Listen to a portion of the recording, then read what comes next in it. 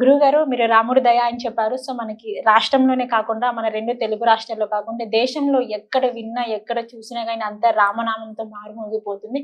So Ramayanam యొక్క ప్రత్యేకతలేంటి? అసలు అయోధ్య ప్రత్యేకతలు, దాన్ని కట్టడం వెనక అది కట్టడం యొక్క ప్రత్యేకతలేంటి? వాటన్నిటి గురించి మాకు ఒక్కసారి తెలియచేయరా గురువుగారు?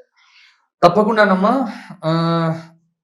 రాష్ట్రం కాదు, దేశం కాదు, ప్రపంచం మొత్తం ప్రపంచం ఎందుకంటే ఎదురు చూస్తోంది. దాదాపు ప్రపంచవ్యాప్తంగా ఉన్నటువంటి రామభక్తులంతా 5 శతాబ్దాలుగా ఎదురు చూస్తున్న పండుగ ఇది. చాలా మంది వారి కోరిక తీరకుండానే కాలం చేశారు. మన తరం ఉంది, ఇప్పుడు మనం చూస్తున్నాం కదా, చాలా అదృష్టవంతులు నిజంగా. అది మొత్తం రామ, ఎందుకంటే మనం జీవించి ఉన్నప్పుడు అయోధ్యలో రాముడు ప్రతిష్టాపన కాబోతున్నాడు అనేటువంటిది మన జీవితానికి ఇంతకంటే గొప్ప అదృష్టం ఏముంది? ఆ భావన ప్రతి ఒక్క హిందువు భావించారు. కానీ గుడ్డి వాళ్ళు, చెవిటి వాళ్ళు, మూగవాళ్ళు, అంటే ఇంకా నిజానికి వాళ్ళందరూ అలా అనడం కాదు, కానీ ఎవరినో నేను తక్కువ చేస్తున్నాను కాదు, కానీ హిందువులంతా చేతకాని వాళ్ళు ఇంకెవరు ఉండరమ్మా.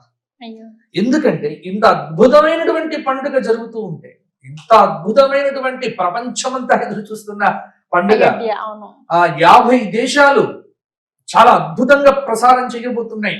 కానీ భారతదేశంలో కొన్ని వార్తలు చూస్తుంటే నాకు చాలా బాధ కలుగుతుంది. కాబట్టి హిందువులను తిడుతున్నాను. ఎందుకంటే ఇలా మాట్లాడుతున్నది ఎవరో కాదు. ఇప్పుడు ముస్లిమ్స్ మాట్లాడుతున్నారంటే, క్రిస్టియన్స్ మాట్లాడుతున్నారంటే వేరు, కానీ హిందువులు కూడా మాట్లాడుతున్నారు.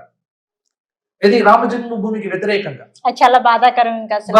అటు వ్యతిరేకంగా ఎవడైతే మాట్లాడుతున్నాడో వాడి గురించి నేను మాట్లాడుతున్నా. కాబట్టి వారిని పక్కన పెడితే వాళ్ళు రాక్షసులు లాంటి వారు. ఇక ప్రపంచమంతా ఎదురు చూస్తున్న పండుగమ్మ.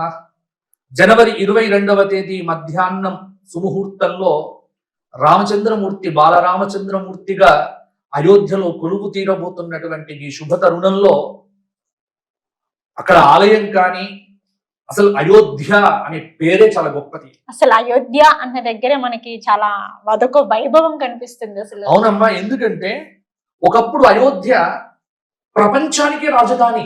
అవును, ఏదో భారతదేశానికి కాదు, ఇప్పుడు ప్రపంచ దేశాలన్నింటికి కూడా రాజధానిగా ఉన్నటువంటి నగరం అయోధ్య.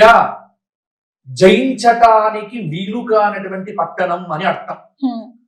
యోద్ధుం అశక్య ఇది అయోధ్య అని పెద్దలు చెబుతారు. అంటే యుద్ధం చేయటానికి ఎవ్వడికి సరిపోతుంది, అంత గొప్ప పట్టణం.